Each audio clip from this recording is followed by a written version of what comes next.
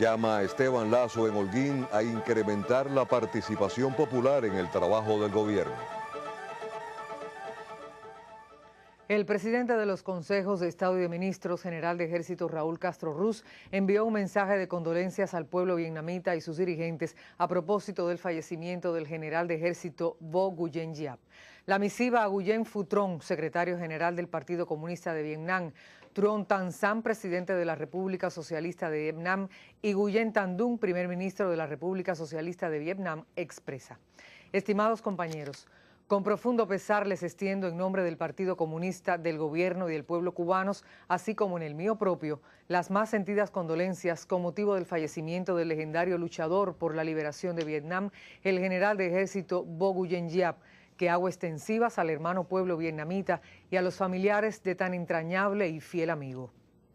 El pueblo cubano recordará siempre con admiración y respeto la figura del general Giap y nuestras Fuerzas Armadas Revolucionarias, su inestimable contribución a la doctrina militar cubana. Su ejemplo de combatiente revolucionario perdurará entre nosotros como expresión de las históricas relaciones de hermandad que nos unen. Gloria eterna al general Giap.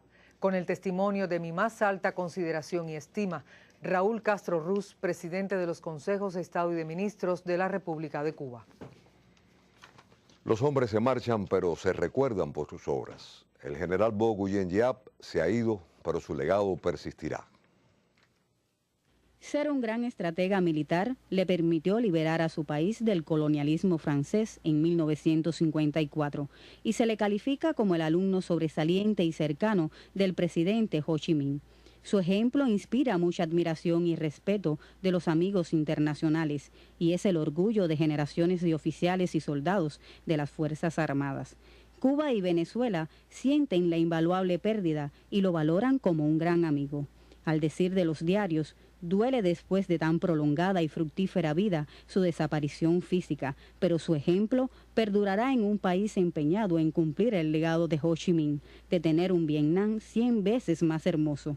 En las páginas de la historia quedará como el guerrero universal que bajo la guía de su líder batalló incansablemente contra el yugo opresor por una nación independiente y soberana. Tania Trujillo, Sistema Informativo de la Televisión Cubana.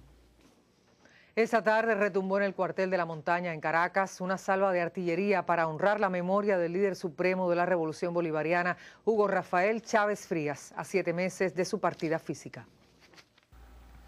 También en un acto cívico-militar en Carabobo, el presidente Nicolás Maduro afirmó: hoy estamos recordando 7 meses precisamente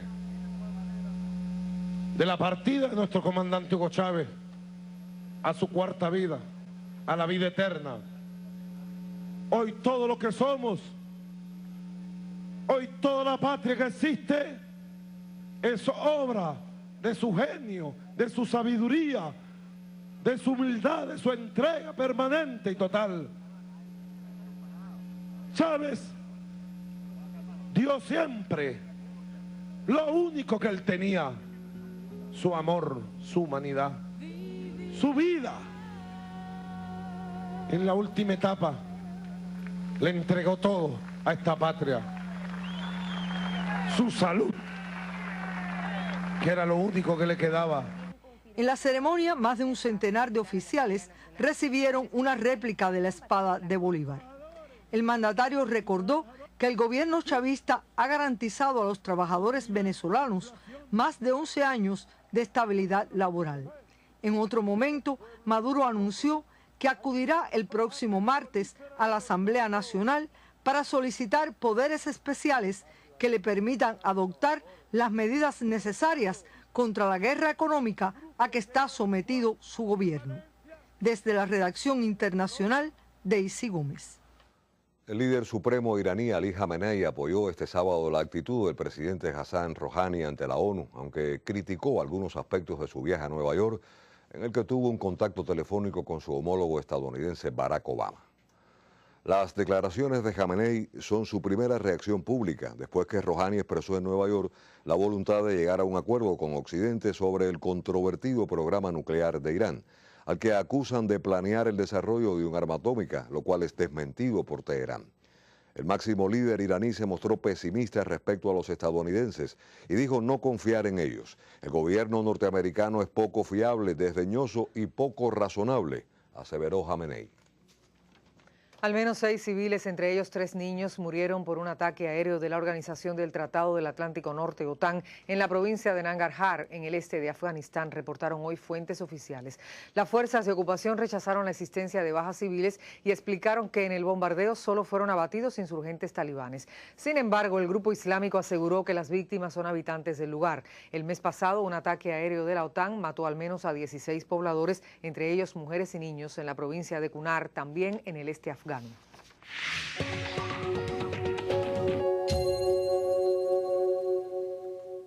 La afiliación sindical y el surgimiento de nuevas formas de trabajo fueron temas esenciales de la conferencia provincial 20º Congreso de la CTC, celebrada en Santiago de Cuba.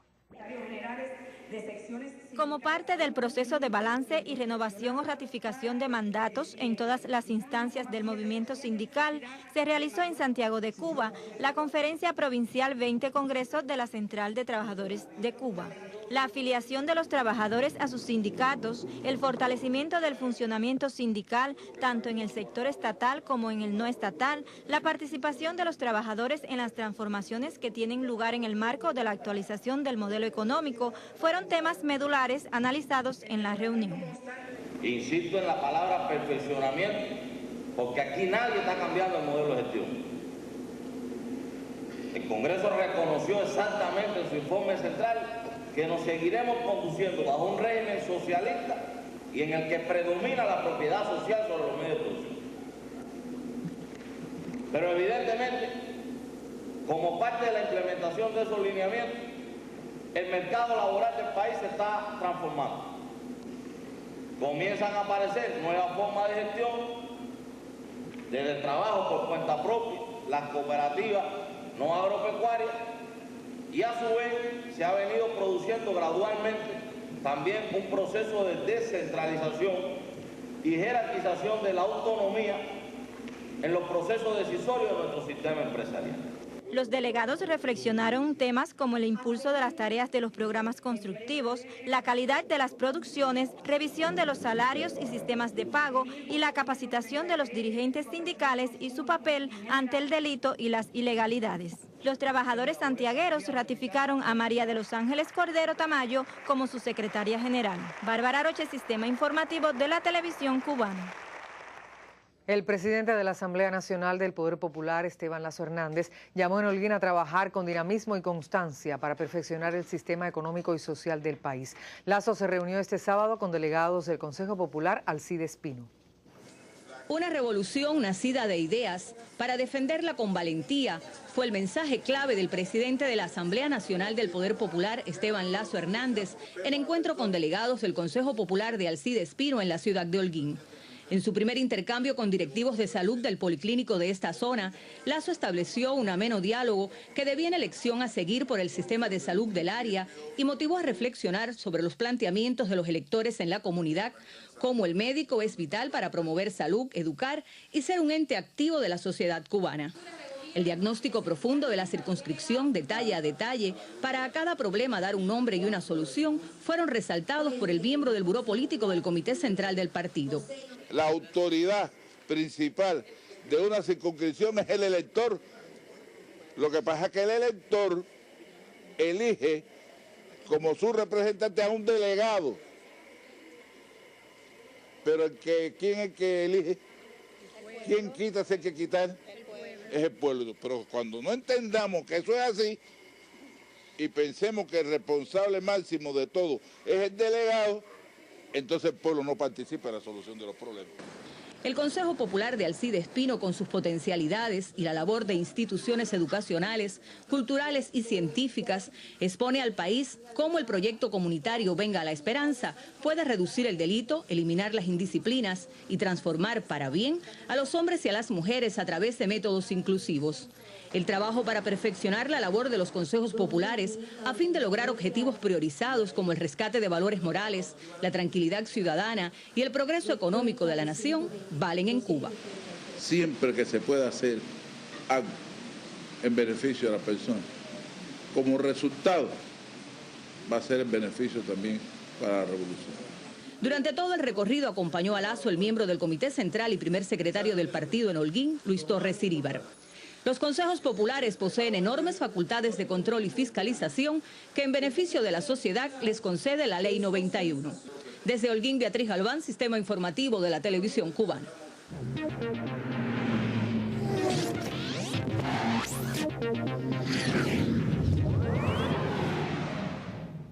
Buenas noches. Osleni Guerrero discutirá mañana el título en el Abierto de Bádminton de Brasil, que se juega en Sao Paulo, luego de imponerse esta tarde en semifinales al favorito estadounidense Satawat Pounairat, 2-1 con parciales de 21-16, 14-21 y 21-10.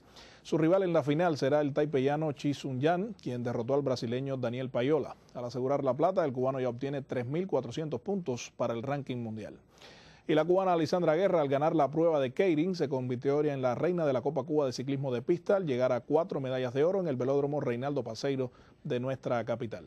Lisandra, con excelente táctica de carrera y fuerza en el sprint final, no tuvo problemas para imponerse, escoltada por las mexicanas Fanny Fong y Daniela Gaxiola en ese orden.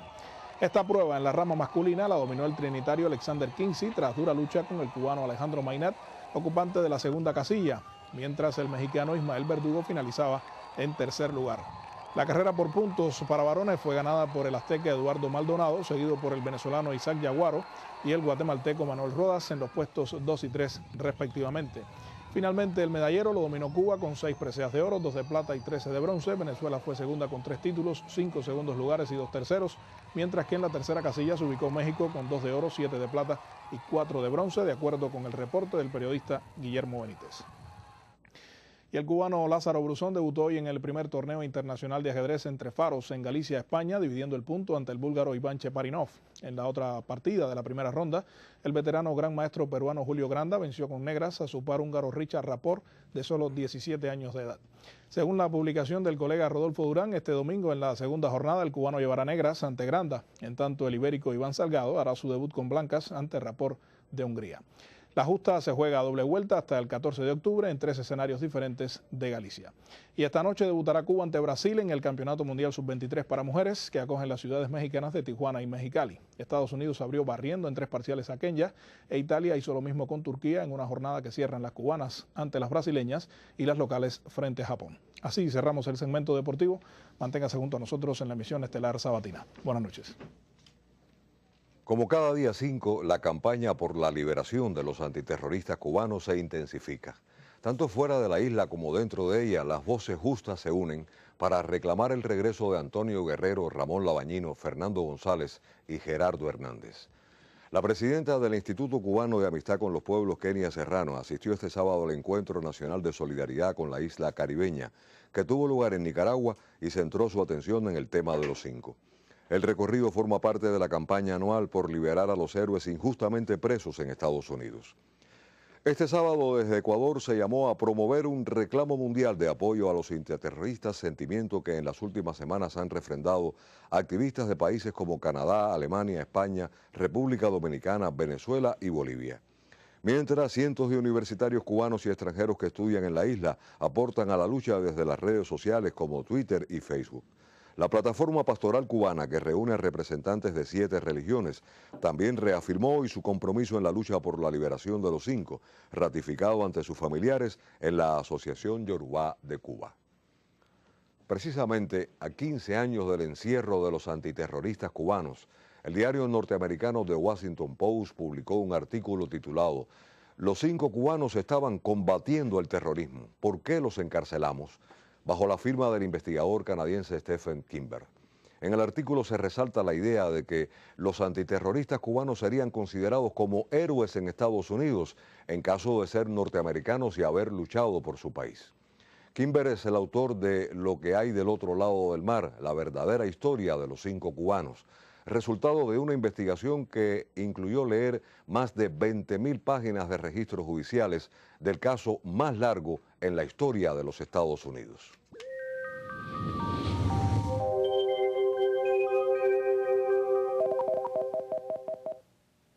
Hola, ¿qué tal mis amigos? La tormenta tropical Karen se encuentra en el norte del Golfo de México, a unos 250 kilómetros al oeste-suroeste del Morgan City, en Luisiana. Está casi estacionaria, también es una tormenta tropical mínima, pues se ha debilitado, los vientos son de 65 kilómetros por hora sostenidos, promediados en un minuto, y la presión ha subido hasta 1009 hectopascal. Ahora debe continuar dentro de unas cuantas horas su movimiento y va a hacerlo hacia el norte-nordeste, penetrando en el territorio norteamericano cerca del estado norteamericano de Luisiana, alrededor del principio de mañana domingo, en las primeras horas de mañana domingo. Y entonces pues puede hacerlo como una tormenta tropical débil o quizás hasta como una depresión, porque puede seguirse seguramente debilitando. Tenemos aquí entonces alguna nubosidad en el occidente del país, producto de la nubosidad que ha quedado en el Golfo de México, y en el resto del territorio nacional las condiciones han sido bastante parecidas a como hubieran sido un julio o un agosto en la parte más fuerte del verano, porque hemos sentido bastante calor también. Así que el pronóstico del tiempo será de cielo parcialmente nublado para este domingo en la mañana en la parte occidental, mínima entre 23, 24, 25 grados Celsius, mientras que por la tarde habrá algunos nublados con algunos chubascos, lluvias, tormentas eléctricas en la zona interior y sur del territorio occidental, y en el resto cielo parcialmente nublado con máximas de 32 y 33 grados Celsius. Ya en la zona central tendremos algunas nubes y sol en la mañana, 23 grados de mínima por la madrugada, en la tarde valores de 32, también con algún que otro chubasco, lluvia, tormenta eléctrica en zona interior y sur del territorio central al final de la tarde. Y en cuanto a la zona oriental, mucho sol por la mañana, mínimas de 23 y hasta 24 grados Celsius por la madrugada, máximas de 33 a 34 grados por la tarde, con algunos chubascos, algunas tormentas eléctricas también por la tarde en zonas del interior y el costa sur. Y en cuanto a los próximos días, pues lo que tenemos son condiciones normales de verano, algún que otro chubasco, tormenta eléctrica en la tarde, y las temperaturas van a mantenerse con poca variación y elevadas en todos estos días. Así que mis amigos, este es el tiempo. Les deseo que pasen una noche muy feliz y hasta mañana. El gobierno de Estados Unidos llegó este sábado a su quinto día de cierre consecutivo, luego que republicanos y demócratas no lograron un acuerdo para financiarlo. El tema encabeza titulares en varias televisoras internacionales y centra el análisis de este sábado del periodista Luis Miguel Cabrera. Buenas noches. Los republicanos piden negociar o atrasar la aplicación de la reforma sanitaria Obamacare y el presidente norteamericano dice que no se dejará chantajear. Por tanto, desde este lunes, la crisis en Estados Unidos solo ha evolucionado hasta la puesta en práctica hoy de una medida anteriormente adoptada por el Congreso y firmada por Obama que permitió al Pentágono ordenar la reincorporación de la mayoría de sus 400,000 empleados. Es decir, mucho menos de la mitad de los afectados directamente por el cierre de gobierno, porque aún no se ha calculado la cantidad de personas a quienes perjudica de manera indirecta. Mientras esto sucede en la sede del Congreso, veamos cómo les va a los ciudadanos. Los efectos de este cierre ya son visibles. Los museos están bloqueados, cerrados. Las bibliotecas públicas también. Hay menos personal en algunos de los servicios básicos. La NASA, por ejemplo, ha mandado a casa al 97% de su plantilla. Los astronautas no, porque no puede. La investigación se ha paralizado. El 97% del personal de la NASA ha sido enviado a casa, igual que la mayoría de los funcionarios de la Casa Blanca, el Departamento del Tesoro, la Reserva Federal o el Pentágono, donde solo trabaja la mitad de los empleados. Los tribunales de justicia siguen en funcionamiento, pero los procesos se ralentizan. En algunas ciudades las bodas civiles han dejado de celebrarse. Los carteles de cerrado se han colocado ya en oficinas, monumentos y atracciones turísticas nacionales ante la indignación y sorpresa de los visitantes.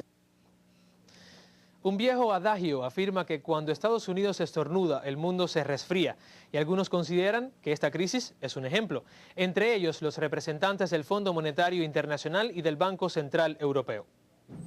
El cierre administrativo en Estados Unidos es un riesgo si continúa en el tiempo. Ahora parece que no va a ser así, pero si se prolongara, sería un riesgo para la economía de Estados Unidos y para la recuperación mundial. El bloqueo presupuestario ya es suficientemente grave, pero no llegar a un acuerdo sobre el límite de la deuda podría perjudicar enormemente no solo a la economía de los Estados Unidos. Pero la crisis no termina ahí, sino que implica sectores medulares como la seguridad nacional. Conforme van pasando los días, incluso la seguridad de Estados Unidos se va comprometiendo, así lo afirmaba ante el Congreso el director nacional de inteligencia, James Clapper, quien dijo que no podía asegurar que el país pudiera mantener los protocolos de seguridad durante el cierre del gobierno.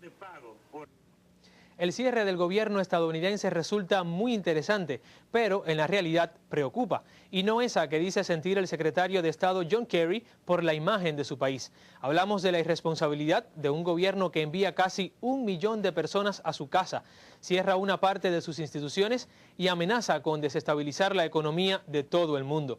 El mismo gobierno que la semana pasada planeaba intervenir militarmente en Siria, hoy no puede controlar lo que ocurre en su propia casa. Todo esto y otras consecuencias venideras por un interés político. Nos vemos el próximo sábado para acercarnos al acontecer internacional a través de enfoques diversos.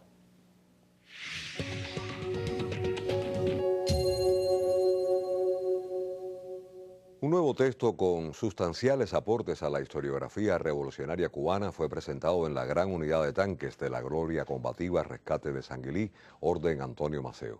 Se trata del título Por la senda de los Mambises, de los oficiales retirados General Jorge Raúl Fernández Marrero y el coronel José Ángel García Blanco. Por la senda de los Mambises narra las acciones de la Compañía A Otto Parellada de la columna 6 del Segundo Frente Oriental Franpaís y evoca a los mártires de esa gesta. Es una investigación histórica con todo el rigor necesario y por eso yo creo que debemos sentirnos contentos porque constituye un aporte a la historiografía revolucionaria. El nuevo libro incorpora asimismo el resultado de investigaciones de anteriores textos elaborados por el fallecido general de división Raúl Menéndez Tomasevich, quien fuera nombrado por el comandante del ejército rebelde Raúl Castro Ruz, jefe de la Compañía A Otto Parellada. Cuando se funda el Segundo Frente, lo primero que sucede es el general de ejército, el comandante Raúl Castro en ese tiempo, cita a Tomasevich, que ya estaba allí la guerrilla esa formada, y asimila a esta unidad. Él disciplinadamente acudió allí, a partir de todo el tiempo tuvo todas las órdenes heredadas. Este libro es una muestra más, porque el general de ejército le encargó directamente a él de escribir sobre esta historia, y él escribió, luchó todos los últimos años de su vida, estuvo dedicado a esto, y yo modestamente lo acompañé en este trabajo. Los autores dijeron entregarán la obra al general de ejército, presidente Raúl Castro, y recordaron que en reiteradas ocasiones este ha llamado a los combatientes de la Sierra Maestra a escribir sus vivencias de la etapa insurreccional. Ahí se refleja todas las acciones, todos los combates, la estructura, las misiones que cumplió esta unidad, y pienso que esto para las futuras generaciones va a resultar interesante. Por la senda de los Mambises se confeccionó justamente con los testimonios de los participantes y testigos de los hechos, y a su presentación asistieron también jefes y oficiales de las FARC, así como familiares de los combatientes. Néstor Pardiño, Sistema Informativo de la Televisión Cubana.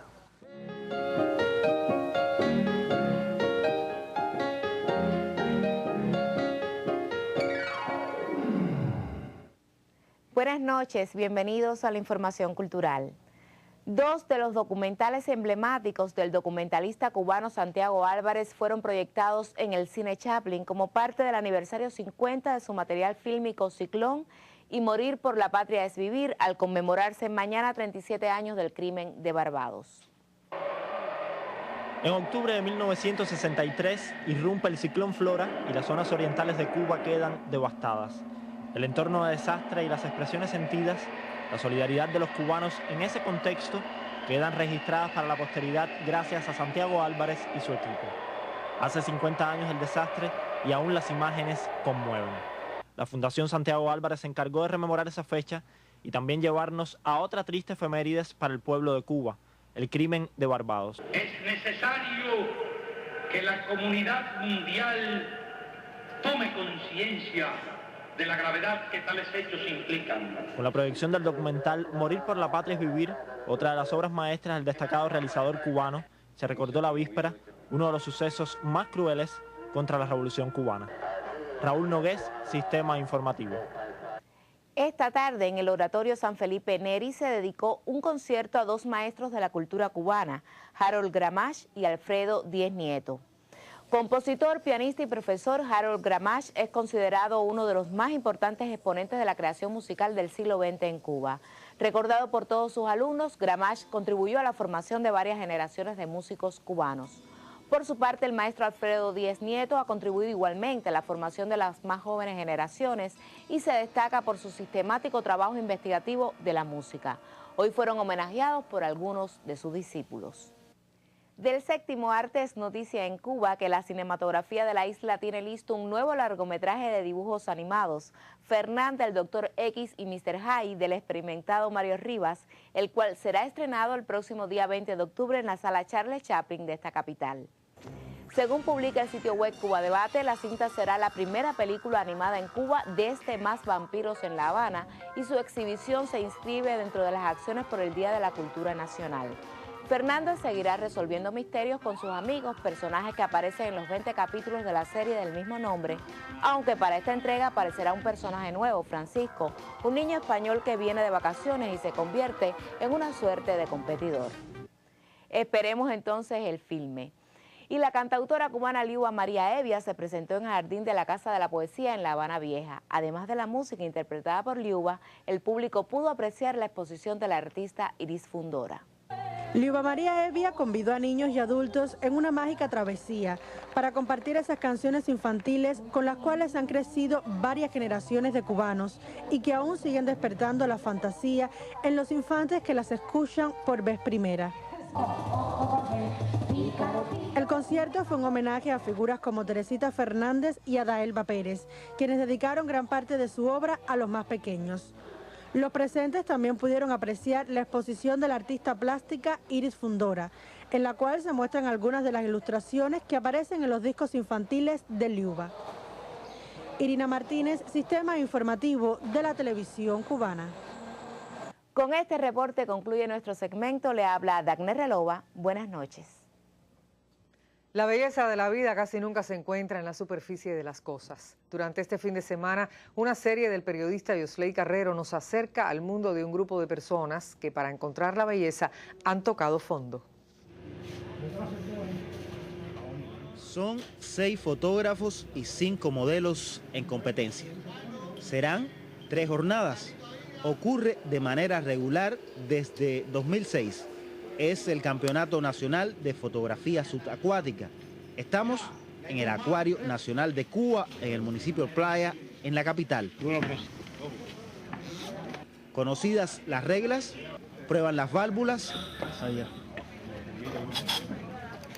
y preparan los lentes de sofisticadas y costosas cámaras.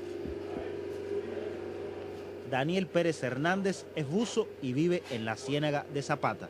Es campeón mundial de la especialidad macro y cuarto en el ranking internacional. A lo más que me seduce del mar son los peces. Es lo más que me llama a mí la atención. Y creo que es una de las categorías también más difíciles de lograr. La respiración, siempre para tomar una foto tienes que, a veces en ocasiones, aguantar la respiración. Su esposa Neisy trabajaba en una tienda y se convirtió en modelo subacuática. Mi esposo, instructor de buceo, fue quien me motivó a comenzar en este mundo. Fue que me enseñó a bucear, eres instructor y bueno, me certificó como buzo y a partir de ahí comenzaron los entrenamientos para participar en todos los eventos como modelo. Una modelo subacuática no necesita medir 1,90 ni contar con delgadez extrema. El requisito fundamental es flotar. Lisandra Muñoz tiene 25 años.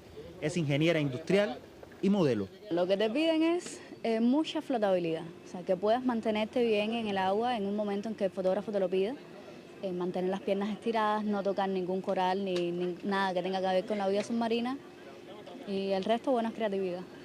Irán al mar con careta, snorkel, patas de rana, regulador, tanque y un compensador que les permite mantener el equilibrio cuando se sumergen, a veces con hasta 20 kilogramos de peso. Ya es hora.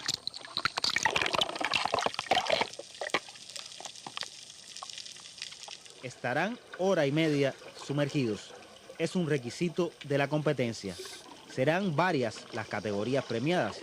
Una fotografía subacuática se hace así. Se adentran en los misterios del mar varias veces para atrapar un instante o foto de una de las áreas probablemente menos conocidas de Cuba. La modalidad de fotografía subacuática tiene como norma la práctica en territorios con no más de 30 metros de profundidad. Se enfrentan a las corrientes del mar, a una posible picadura o mordida de especie marina.